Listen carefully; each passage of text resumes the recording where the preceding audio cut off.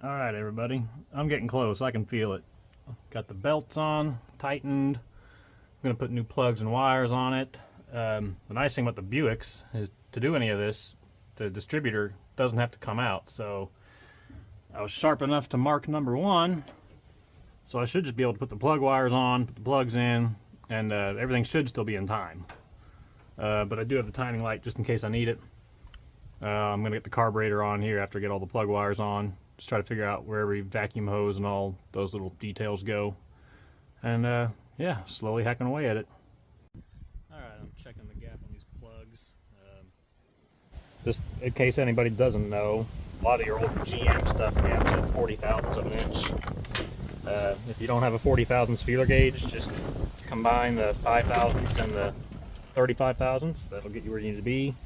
And just kind of check all the plugs. I'd show you guys, but between holding the phone and doing all that. But yeah, just for anybody that doesn't know. And a lot of times there's a sticker under the hood that'll give you all that information.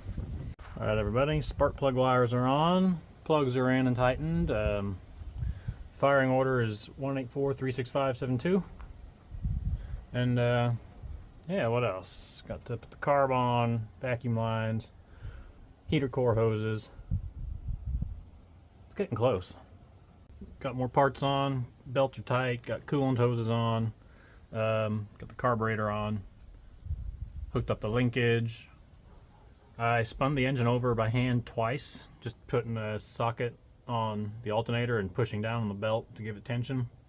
It's a good, for those of you that don't know, it's a good idea if you do any kind of valve train work, especially when the your project is sat for 5 years. When you put it all together, you want to spin it over by hand twice, because if I remember correctly, like a 90-degree V8 makes, goes through the whole firing order in 2 rotations. All right, everybody, I got the exhaust on. I forgot to buy coolant, but I'm just gonna crank it. It's got fresh oil in it, fresh filter. Got some vacuum caps on it, just to plug off whatever needs plugged off. And I'm just gonna crank it and see if I can get fuel, see if the fuel pump still pumps. It'll probably take a bit. I'll come back. It would appear that we have fuel now. I don't appear to be getting any spark.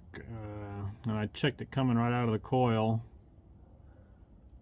So that coil kind of looked old as time ever since I bought this car. Some weird brand I'd never heard of.